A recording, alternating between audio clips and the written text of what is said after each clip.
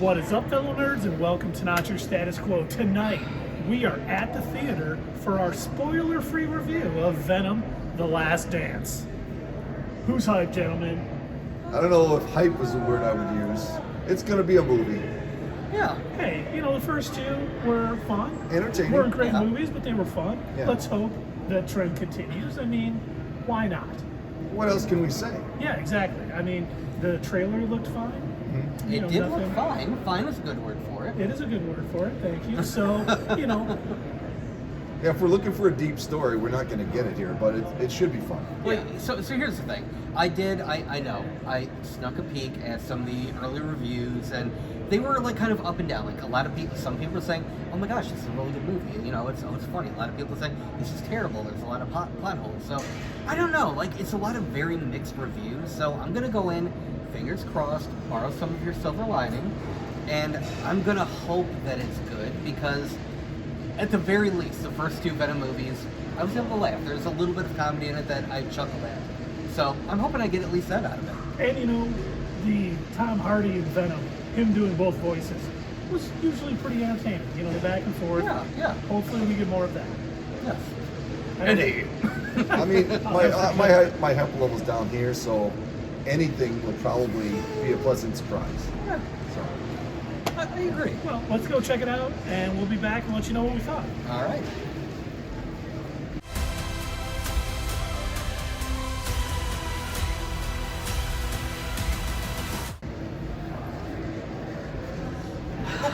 Sorry. Oh, you will be. I'm so sorry, I David. am. I really am. Keith, Yes. tell Dave I'm so sorry. You know what? I was He sorry said sorry. before I saw this movie, and now I'm even more sorry that I have seen it. All right? Yeah, this was an unmitigated disaster. This is Madam Web level. No. Madam Web was funny. yeah. I mean, who else can drive So- to where'd she drive in that cab? Peru, I think. Yeah, at who one else can point. drive to Peru? Yeah. I mean, Well, okay, so hey, it had that in common. All right, so and Venom solved that issue. So one of the issues we had with Madam Web is she's a wanted criminal. You know, people are chasing after her, and so it made no sense for her to like get on a plane or whatever. Venom is like, we saw what Madam Web did wrong, and we're just gonna have him. And by the way, this is in the trailer. This is not a spoiler. You've seen it before. We're just gonna have Venom be on the plane, on the outside of the plane. Done. Fix it. We are geniuses. yeah, good stuff. I think one of the things that bothers me the most about this movie is, so we said before we went into the theater that we were hoping we would get a couple of laughs out of this, like we did with the other Venom movies. I don't think, personally, I'm speaking for myself, I don't know about you gentlemen, I didn't laugh at any of the scenes that they set up intentionally for us to laugh at.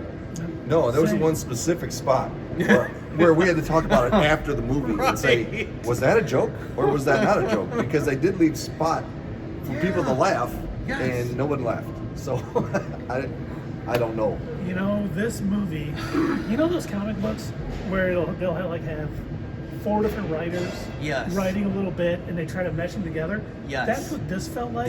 That is what this poorly. felt like. Because there was like scenes that were so... It made no Like- sense being in the movie. And Yes. seeing it, and I'm like, how is It this? was- What is going on? Why is this scene going to be important? It was in any almost way? like they were Right. playing hot potato with the writing. Yeah. Like one writer started, and the other one came in and said, "Oh man, I don't know what happened here. I don't know what they were thinking about. I've got to figure out a way out of this corner that they've written us into." And maybe they just had one guy writing supposed like comedy parts, Yeah. and we'll just stick him in the movie when we need some levity, and it still didn't work. I mean, it was out of touch. Now, what did Tom Hardy have to do with this? Like, didn't he help write it? He wrote did it, help write it, yeah. and he was a producer on it. Oh, This, cool. Yeah. You know, I don't even know what to say. I mean, the only thing I can think to say, because everything in this movie was predictable, way beyond what normally is predictable. I don't even know if predictable is the right word. It felt like, well, okay, the very ending was super predictable. Yeah. A lot of the movie just felt, Well, in the sense that you saw something and you're like, Oh, well, this yeah, is going to okay. happen, no doubt Yeah. about it. Like how they finished the movie off. Yes. It was I don't even want to say foreshadow early. It was smacked you in the face. Heavily, early. yes. It was almost like, somebody, it was just shy of somebody running out. Pay attention, this will be at the end. And when we got to the end, I was like, that's it? That's how they're ending the this? way they ended the movie was weird. It was like, and this is another thing we have said before, and I think this is going to become like a not your status quo nerd cliche, but like, it felt like they ran out of film. It felt like they were just like, well, we got to stop here. Wrap it up. There was a scene at the end that I was like, okay, they said this movie's not long enough. We need 5 more minutes. Yeah. So they just added it on, and it was like, oh wow. Oh, And- you want to talk about the movie not being No, long I don't. enough? I We don't want to talk about I that. think at some point, like the writers, they presented the script to the producers. They're like, "Here we go." He's looking. He's like, "This is kind of thin, guys. Well, we figured it's about a good 45 minutes. No, this needs to be a feature-length movie. Okay, just fill it with songs." Oh, God. How many songs? Well, I'm thinking like, if we just have the 30. entirety of a David Bowie song just shoved in there. Let's do it. Now, I don't like to do this. I'm going to quote another movie Oh no. to talk about this. Because we can't spoil anything. That's right, we're not going to spoil it. But Yeah. Clubber Lang from Rocky III Oh. talking about Rocky Balboa. It was as predictable as it was stupid. Yeah.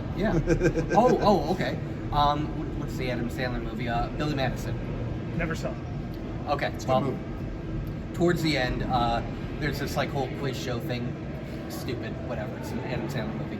But when Adam Sandler gives this like long, impassioned speech that he thinks is gonna win the show, and Oh, yeah. it's like, And that guy at the end. and everyone is just dead silent. And the guy who is like, running the quiz show, he utters, he says, "That was the most incorrect thing I have ever heard in my entire life. Yeah. And everyone in this room is dumber for having heard it. I award you no points, and may God have mercy on your soul." Yes. That was this movie. That's a good description. That was this movie. And you get a mid-credit scene and a post-credit scene. Do you have to stay for it? Neither one is worth waiting for. No. It really. There is almost nothing redeeming outside of No. the one scene from the trailer that I enjoyed. There was almost nothing redeeming about this movie. Keith, they And I'm the positive guy. had a clip show in the I movie. know. From this movie. No spoilers. That is barely a spoiler.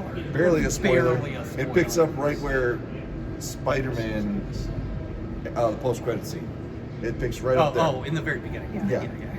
So if you need to place yourself into the universe and realize where they're at, that's where they're at. Real quick, I guess it's kind of spoilery, but I don't know if it matters. Did they change that scene? Because They it did. felt Yes. different. Yeah, it was different. That's what I thought. Okay. So it wasn't just me. No, it was not you. So let's rate this gentleman. Yeah, okay. I'm gonna rate it a big 2. I don't even have anything else to say. Yeah. I gotta. I'm on the same page as you. I mean, it's a 2 for me. It's just there was nothing in this movie that I sat there and said to myself, boy, I can't wait to watch this again. This is another one of those where I had no problem at one point. I'm like, well, I guess I got to refill my popcorn. And Get you up. did. You did. I told them, hey, tell me if I missed anything. Sat back down. Dave, did I miss anything? I didn't say anything though. I'm honestly surprised your score isn't higher because you missed that part. Yeah.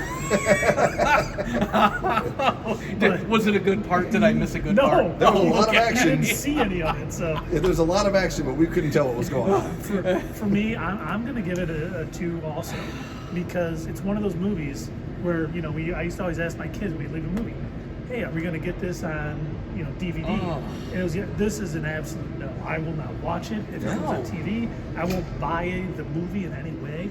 This was another Sony train wreck that Yes. is not worth your time, your money, or anything else. You know what else?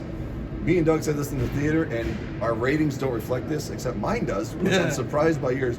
But the Joker, this was better than the Joker? Was it? I think it was. God, I don't know. They were both bad for like different reasons. Yeah, they both were terrible. But And maybe I this was a wouldn't- little better just because we got the Tom Hardy doing his Sure, Venom sure. voice. Yeah. But I don't have any want to rewatch either of them. No, Me no, neither. absolutely not. But hey, Absolutely not. that's what we thought. If you've seen it and you've watched this anyway, please let us know what you thought down in the comments. If not, don't waste your But time. we'll check you next time on Not Your Status Quo. Da-da-da.